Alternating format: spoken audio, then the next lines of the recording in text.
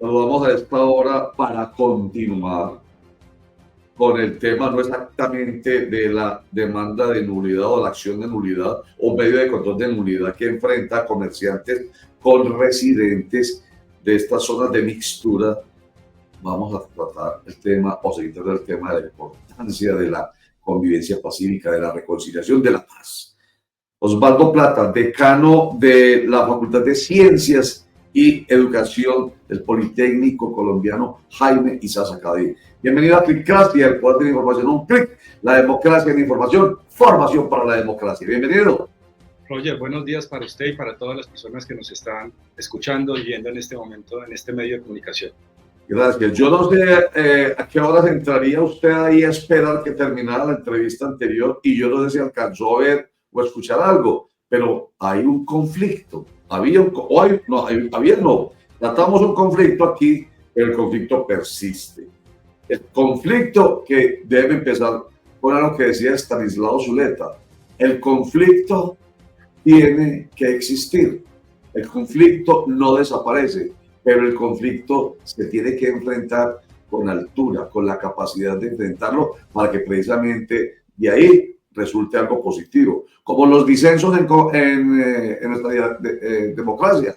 Que existan los disensos con argumentación, respeto, convivencia pacífica en el discurso y algo bueno tiene que salir, ¿o no, Alejandro?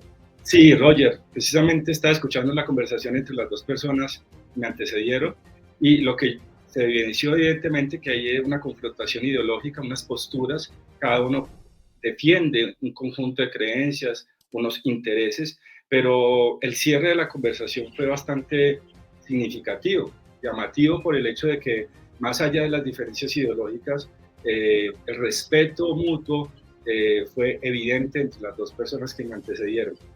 Y con respecto a esa alusión que usted hace al maestro Stanislao Zuleta, es que se le agradezco, evidentemente el conflicto es inherente a la condición humana. El problema no es que exista el conflicto, el problema es que no lo sabemos tramitar de la forma más adecuada. Y precisamente el motivo de este encuentro es hablar acerca de un programa académico que provee las herramientas teóricas y metodológicas para tramitar ese conflicto y subsanar las heridas dejadas por el conflicto. Entonces, precisémoslo ahí otra vez, aunque recabemos en ello, pero, y no nos vamos a quedar, pero es que es muy importante.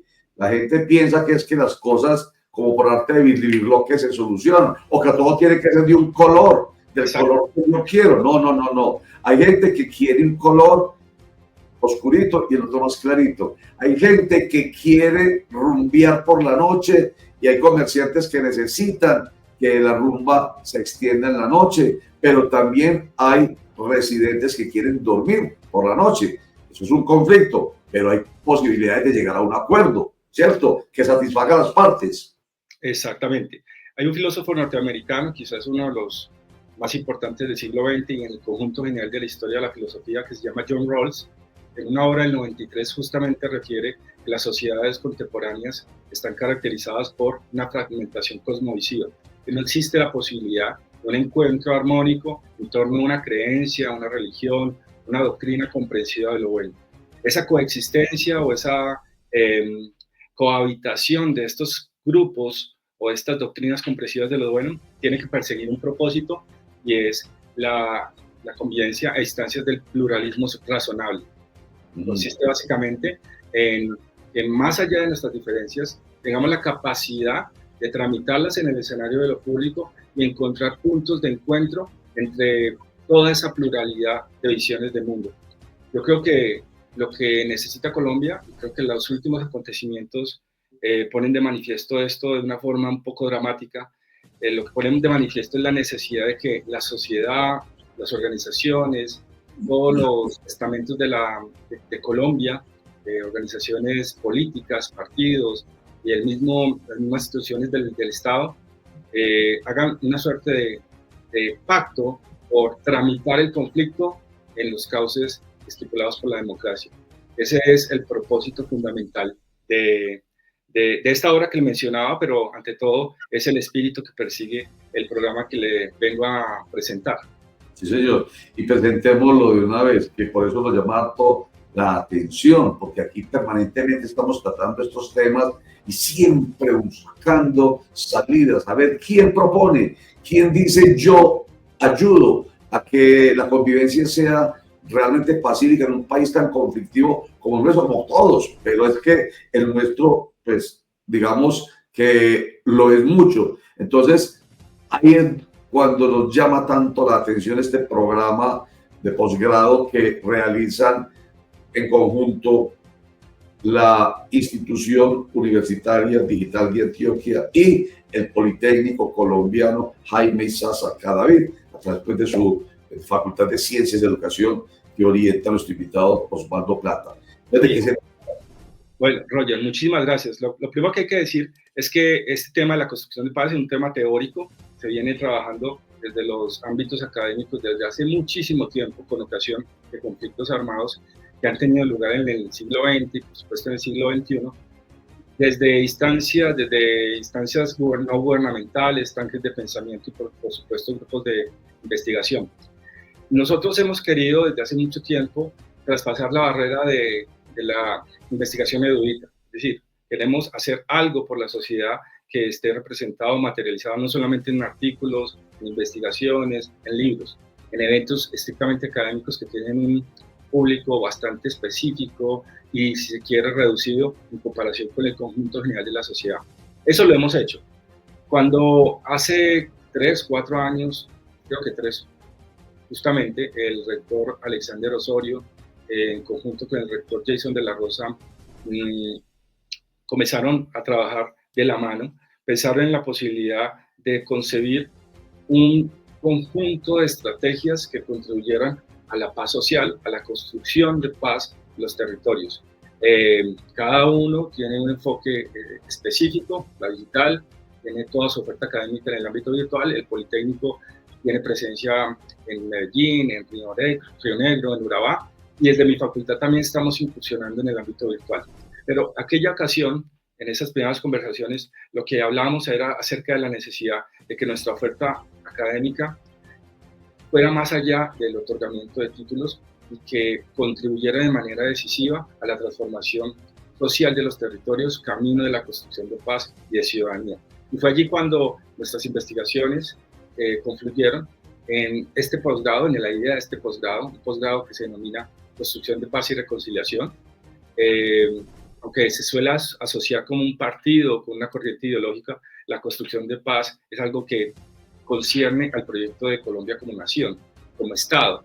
No tanto es una política del gobierno, sino que es algo que concierne a toda la sociedad en general. Este posgrado, de una duración de 2 semestres, que es enteramente virtual, nace del asocio de 2 instituciones que conforman la Alianza La Verdad Nos Une. La Alianza La Verdad Nos Une está integrada por el Poli, por la Digital y por el Tecnológico de Antioquia. Concretamente, estas 2 instituciones, la Institución Universitaria Digital de Antioquia y el Politécnico Jaime Sasa Cadavid, radicaron una propuesta de posgrado que fue otorgada por el Ministerio de Educación, el registro calificador nos llegó recientemente, y en su conjunto, los cursos, los semestres, tienen una orientación directiva fundamental: proveer herramientas teóricas y metodológicas a miembros de la sociedad civil, a líderes comunitarios, a miembros de los consejos municipales de paz, a los alcaldes, a los consejeros y en general a cualquier ciudadano que quiera apropiarse de las herramientas necesarias para intervenir positivamente y de manera transformadora en las dinámicas sociales con miras a construir paz. Nosotros somos conscientes que el conflicto armado dejó unas secuelas y en esa medida no solamente hay que intervenir para construir paz, sino también tenemos que concebir unas herramientas, apropiarnos unas herramientas, unas metodologías y estrategias para lidiar con las secuelas de ese conflicto. Por eso la denominación tiene esos 2 componentes. Por un lado, estrategias para construir paz, para resolver conflictos existentes que persisten en el tiempo, pero también herramientas y estrategias, mecanismos prácticos ya puestos en marcha durante mucho tiempo en distintos conflictos de distinta naturaleza para lidiar con las secuelas del conflicto y restablecer las relaciones entre los ciudadanos y las ciudadanas. Doctor Plata, buenos días. Gracias por acompañarnos. No. Muy bien, gracias. Mire, hay que decir que se aplaude esta iniciativa desde la academia de hablar de construcción de paz. Qué bueno que la gente se formara en eso y no hablara simplemente desde lo que creen que es el concepto de construir paz. Y lo digo porque a veces hay líderes, sobre todo políticos, que se sienten como abanderados en ese tema de la paz y no conocen realmente del asunto. Todo el mundo habla de la paz, todo el mundo habla de construcción de paz, de resolución de conflictos, y a veces no saben de lo que están hablando y a veces parece que estuvieran discursos de guerra en vez de paz. ¿Será que las personas que hablan de paz no son las que realmente están formadas en esto y deberían estudiar primero el tema antes de dedicarse a hablar del asunto? Bueno, Germán, básicamente lo que nosotros opinamos al respecto es que la discusión política persigue otros propósitos, ¿no? Tiene unos intereses muy particulares. Es posible que ellos conozcan las teorías que subyacen a la discusión en torno a la construcción de paz, pero también es probable que no lo conozcan. Yo creo que la discusión política no es exclusivamente, eh, no le pertenece exclusivamente a los líderes de opinión, a los profesores, a los opinadores, ni a los funcionarios. Yo creo que la construcción de paz es un tema que tiene que ser analizado, estudiado, pero ante todo exige de poner los ánimos, bajarle el tono a la violencia verbal. Creo que los últimos hechos ocurridos en Colombia plantean lamentablemente la necesidad y la urgencia de que estos líderes de opinión, estos líderes políticos, dejen de lado, temporalmente al menos, se quiere, esa discusión agresiva, violenta, que ataca a las personas y no las ideas. Es probable entonces que estas personas sí conozcan, o probable que no lo conozcan, no me meto allí, pero sí sería muy importante que concitara la atención de la sociedad en general y que todos hiciéramos un pacto por bajarle los decibeles a la confrontación ideológica, o al menos tramitarla de una forma basada en el respeto, en la consideración del otro. Doctor Plata, un saludo muy especial. Me asalta acá una duda frente al tema de la especialización y es, en realidad, ¿cuál va a ser el papel que debe cumplir esa persona que haga la especialización?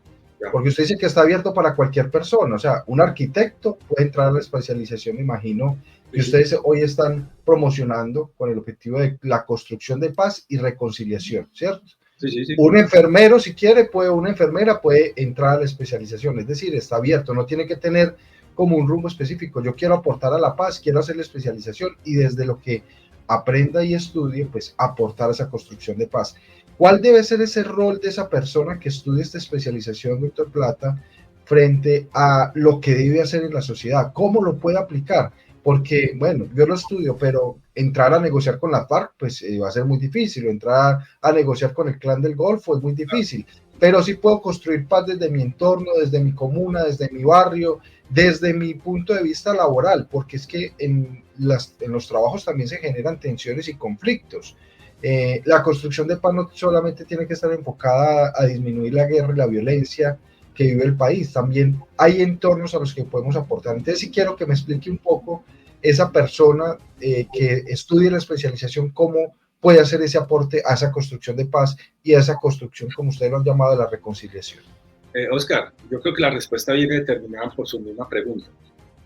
Cualquier persona que esté interesada en transformar positivamente su entorno puede perfectamente ingresar a la especialización.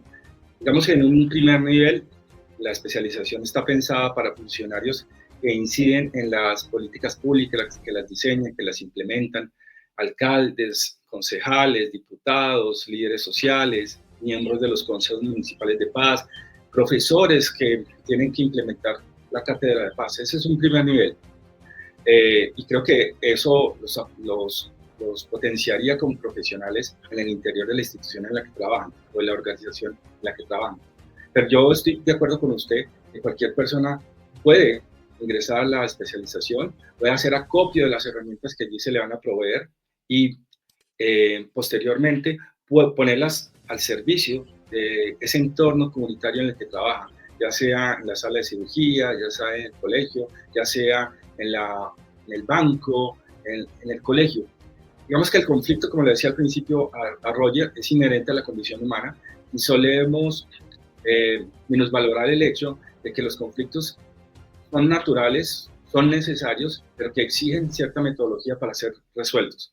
Lo que nosotros en general queremos es proveer esas herramientas a distintas personas, distintas naturalezas y procedencias, a fin de que intervengan positivamente sus entornos comunitarios y transformen los conflictos. El conflicto no va a desaparecer, pero sí se va a tramitar de una forma basada en el respeto, basada en el reconocimiento del otro.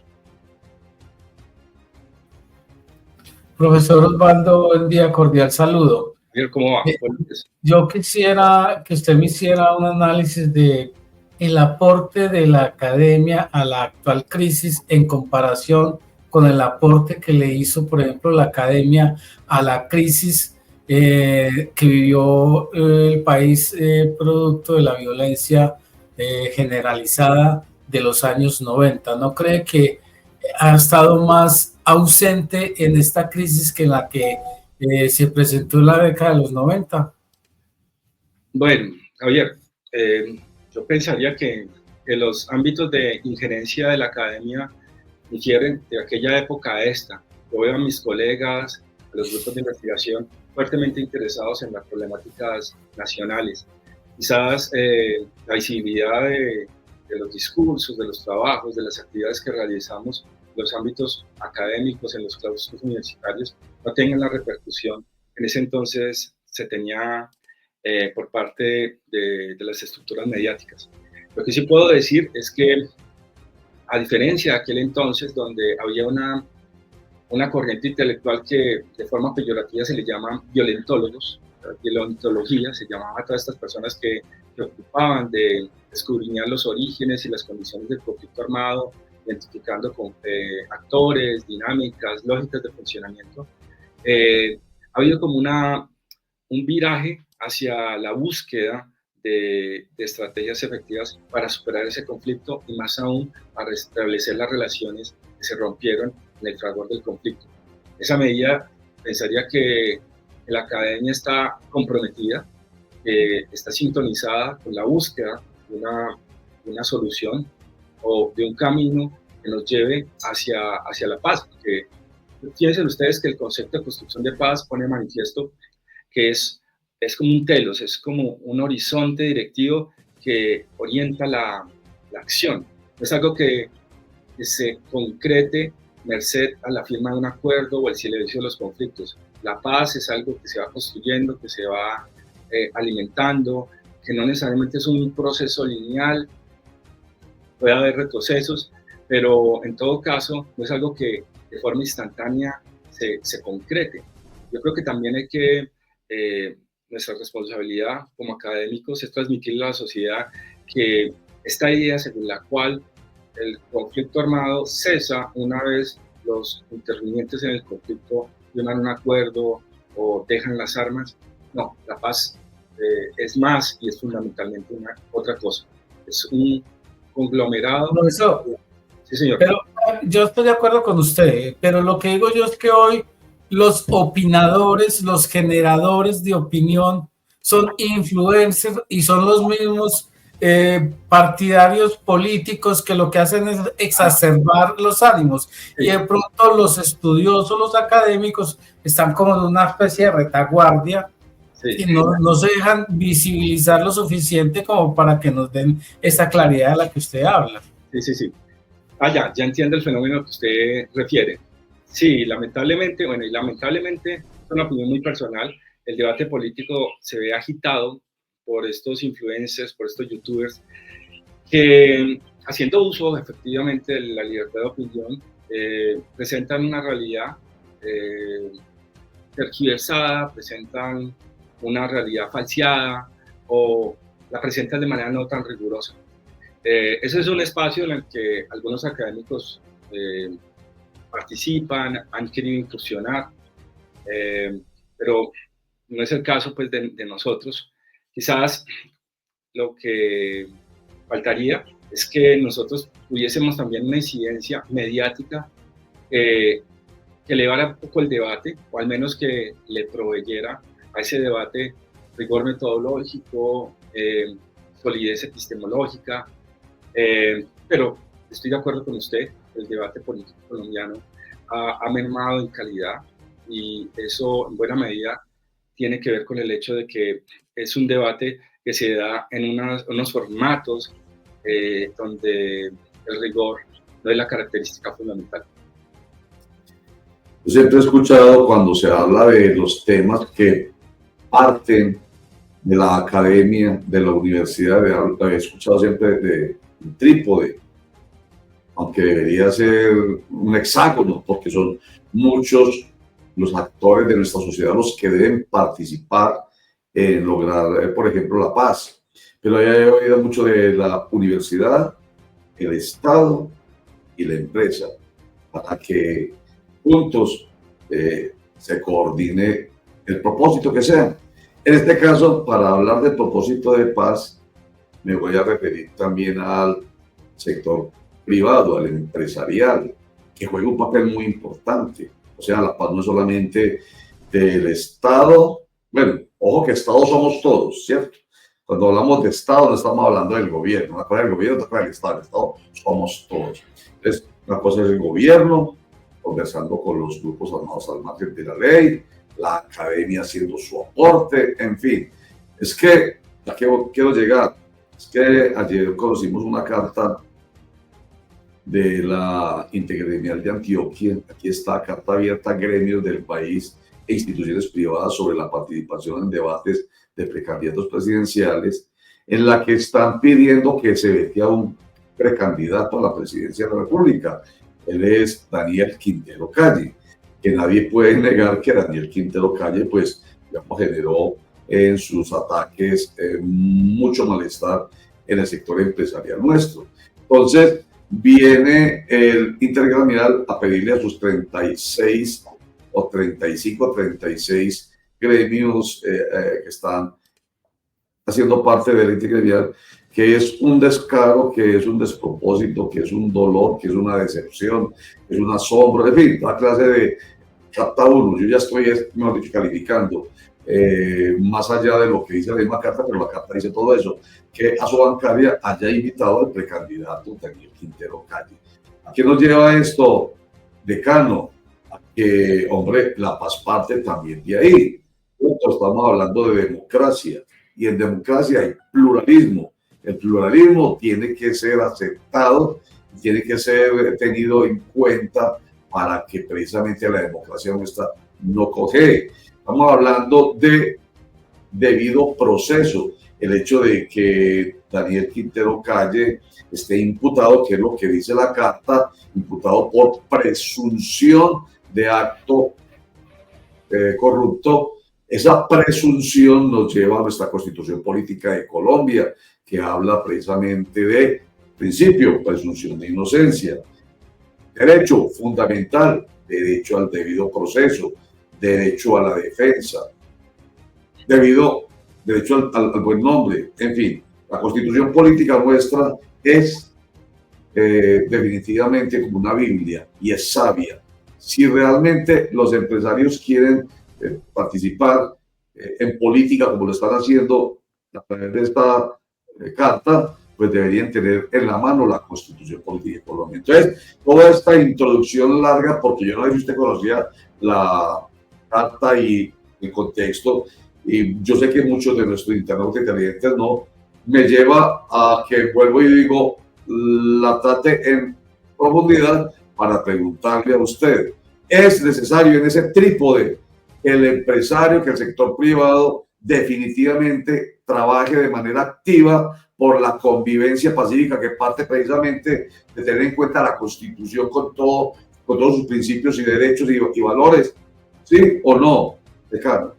Roger, no conocía la carta, yo no tengo la formación jurídica, no conozco por supuesto los pormenores de la investigación que se está llevando a cabo en torno al exalcalde, pero pensaría que haciendo o recogiendo sus palabras en el sentido de que la Constitución Política es ante todo garantista, Mientras no se surta el proceso judicial, sus derechos políticos permanecen intactos. Tengo mis diferencias también con esa administración, como las tengo con otras administraciones locales, departamentales o nacionales, pero yo creo que de lo que se trata es de crear las condiciones para que el diálogo y el debate se dé. Cerrarle la puerta a una persona que todavía no está condenada, creo que no aporta, quita más que aporta. Y con respecto a lo que usted mencionaba, de la vinculación del sector privado, de la empresa privada, por supuesto. Yo creo que ese trípode que usted mencionaba tiene más semejanzas a lo que usted mencionaba como hexágono. Son muchos actores, todos los actores tienen que intervenir. La postura, la defensa de los intereses que haga el empresariado nacional o antioqueño particularmente es fundamental. Y no se tiene que resistir su participación, no se le debe condenar de antemano, no se le tiene que prejuzgar. Creo que a eso me refería con disminuir los decibeles y ante todo respetar y reconocer al otro como un interlocutor válido, porque si de entrada lo desvirtuamos, lo tachamos y lo excluimos del debate democrático, pues no estamos haciendo justamente lo que queremos todos, y es hacer la transición de un conflicto hacia una convivencia armónica, que no es paz. Conservemos nuestras diferencias, defendamos nuestras visiones del mundo, acudamos a la justicia cuando consideremos que es necesario, pero convivamos armónicamente sin traspasar la barrera del respeto. Don Osvaldo, usted ha dicho en reiteradas ocasiones en esta entrevista una palabra que me parece fundamental rescatar, y es la reconciliación. Y con esta carta intergremial, pues sí creo que están, de pronto, no sé si lo va a expresar mal, ya don Roger, que es más jurídico, me lo dirá, pero creo que están manipulando la democracia. Porque creo que uno tiene como ciudadano, el derecho de escuchar todas las posturas, y es uno como ciudadano el que debe definir por quién o no votar. Y creo que para eso están los debates, y para eso está la posibilidad de que todos los candidatos, absolutamente todos, sin importar el partido, color, raza, tengan la posibilidad de expresar cada una de sus propuestas. Y lo que más me llama la atención es que con juristas, con expertos, desde el mundo periodístico, pues hemos manifestado en reiteradas ocasiones, y como lo acaba de decir don Roger, pues si usted todavía no es condenado, sigue siendo un sindicado, sigue siendo solamente un indiciado, eso no quiere decir que usted es culpable o responsable por lo que lo están acusando. Es decir, el día de mañana, este señor que vemos en las imágenes, que fue alcalde de la ciudad de Medellín, y que hoy pretende llegar a la presidencia de la República, pues hasta el momento es inocente. Hasta el momento no se le ha demostrado lo contrario, y si se le hubiera demostrado, pues ya estaría condenado. Es decir, tiene toda la facultad para seguir su trabajo a la presidencia de la República, tiene todo su derecho a que lo escuchen, y para mí sí creo que es una salida muy en falso intergremial, pues decirle a la gente no lo escuchen, porque en este momento está siendo sindicado, está en un proceso judicial. El día de mañana puede quedar libre este señor de toda culpa, y ¿qué va a decir intergremial? Ay, Dios mío, no, era inocente y no permitimos que las personas, o al menos los de mi sector, no pudieron escuchar sus propuestas, doctor Osvaldo. Es decir, esa reconciliación de la que usted habla, esa especialización de la que usted habla, creo que es fundamental aplicarlo en todos los sentidos, porque ahorita decíamos, no solamente la reconciliación y la construcción de paz se basa en los conflictos de guerra, también en los conflictos de odio, ¿no, doctor Osvaldo? Sí, efectivamente. Vemos que hay varias condiciones bajo las cuales la reconciliación es posible. La reconciliación es un concepto aledaño al de construcción de paz, es a veces indicador de cuán bien, cuán exitoso, cuán negativo ha sido un proceso de construcción de paz. La reconciliación sucede en procesos de transición institucional de la guerra a la paz, de la democracia, de la dictadura a la democracia, pero también acontece en relaciones interhumanas. Una de las características o de las condiciones de la reconciliación podría ser el respeto, el reconocimiento del otro, pero también la justicia. Se tornaría de alguna manera imposible que exista reconciliación entre agentes si uno de ellos considera que la justicia no ha operado o no ha evidenciado responsabilidades que tuvieron lugar en el pasado. Entonces, colocación de ese episodio que no lo conocía y que me resulta quizás ajeno, yo pensaría que el encuentro con el otro es fundamental. El reconocimiento del otro, el reconocimiento de su visión del mundo, pero también la confianza que podamos depositar en las instituciones, en la estructura judicial, el aparato de justicia, es también fundamental. El respeto es el otro, pero también el respeto hacia las instituciones. Yo pensaría que nuestra especialización tiene un espíritu, persigue un propósito, y es aportarle a elevar el debate, a proveer herramientas teóricas y metodológicas a los actores del debate político, regional, nacional, pero incluso el debate familiar, doméstico. Pensaría entonces que la reconciliación es un propósito que se persigue, que se alcanza, pero hay unas condiciones mínimas: el respeto, la confianza en las instituciones y el encuentro con el otro, el reconocimiento de la otredad, de esa visión distinta a la que uno tiene. Sí, señor. Yo me imagino que esa especialización, que es de 2 semestres, ¿cierto? 2 semestres, debe tener en algún momento una asignatura o algo relacionado con la Constitución Política de Colombia. Yo me imagino, pues. ¿Por qué? ¿Por qué? Porque es que esa es la Biblia, perdón. Yo hago una cosa aquí, un movimiento aquí, qué pena, ya. Yo tengo encima por ponerme con malabares. La Constitución Política de Colombia es como la Biblia para los cristianos. Esta es de verdad la ruta, la guía, la brújula. Así nos la vendieron, esta, la de 1991, todas las constituciones, todas. Por supuesto son la guía de cada estado, pero esta tiene muchas cosas maravillosas en principios y en valores. Principios, valores y derechos que fundamentan esa especialización con absoluta seguridad. Ahora pues tan atrevido yo pues aquí como que diciéndole al decano qué tiene que hacer, no, simplemente es por el contexto que todos los días manejamos en la realidad, que uno dice, esa especialización por supuesto se puede quedar allá en las aulas. Por eso puse el ejemplo del empresariado, el del Estado, y nos fuimos al hexágono diciéndole, todos los actores tienen que ver con la paz. Y entonces en esta Biblia se contempla toda la guía para que todos los actores de verdad tengan en claro cómo debe ser su participación en la paz. Y digo yo, principios y valores. Usted dijo hasta la familia, hasta de ahí es. Así que esperemos que esa especialización sea de verdad de mucho aporte para este país. Ya lo iba a despedir, pero se me aparece Javier ahí. Eso quiere decir que tiene algo más por decir. Es que, don Roger, es que es para que cierre el decano con, de alguna manera, el ABC de esta especialización. Cuándo empieza, los requisitos, quiénes se pueden postular, qué carreras, como un poco eso para que le demos información a la gente, dónde se puede inscribir, si pueden hacerlo de manera virtual, si va a ser virtual, cómo va a ser, un poco como el ABC de Carlos Balda, para que invite a nuestros internautas a que se matriculen en la especialización. Muy bien, Javier, muchísimas gracias por la pregunta, porque también ese es fundamental, un propósito desde esta entrevista. Las inscripciones no han iniciado aún, se tramitarán a través de la Institución Universitaria Digital de Antioquia. El costo del posgrado equivale a 3.5 salarios mínimos el semestre.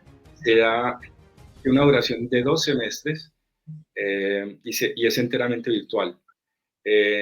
Estamos pensando, las 2 administraciones, las 2 rectorías, en realizar un evento de lanzamiento al que por supuesto los invitaremos a ustedes y por supuesto los invito a ustedes a que se matriculen. Los costos del posgrado en la digital son comparativamente hablando muy reducidos, quizás son los más bajos del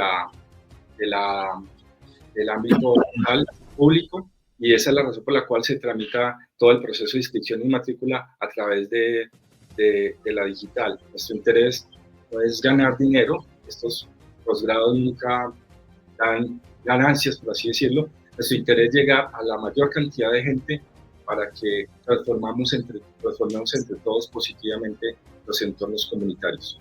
Excelente, excelente. Y voy a terminar con más atrevimiento, doctor Osvaldo Plata.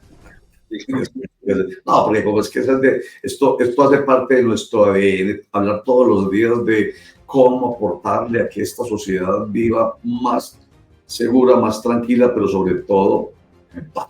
Y en paz, no, como siempre piensa, es dejen de darse bala allá. No, no, la paz empieza por casa. Ayer era que decíamos, ese fue el leitmotiv. Todos los días el programa nuestro tiene un leitmotiv. Ayer era la paz empieza por paz, por casa. Entonces, medios de comunicación, tengan en cuenta medios de comunicación.